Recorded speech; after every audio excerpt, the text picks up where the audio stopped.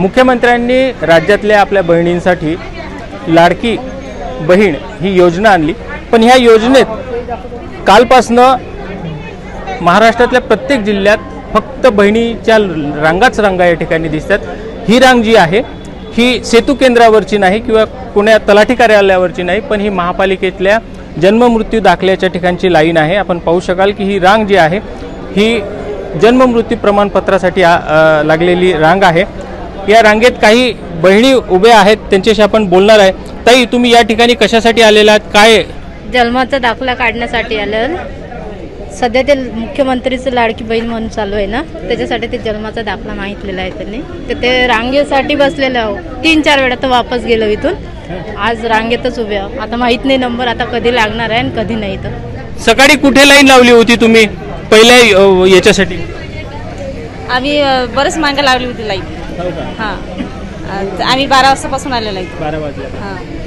ताई, मुझे बोलिए कि आप किस लिए आए हो यहाँ पर? बोलो बोलो, किस लिए? ताई, किस लिए आए हो आप यहाँ पर?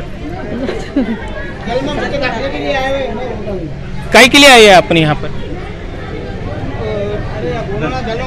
तर या ठिकाणी ही जी लाईन आहे ही निरंतर लाईन आहे। एक ताई आपल्या सोबत आहे। ताई, तू कशासाठी आलेली आहे सकाळपासून इथे?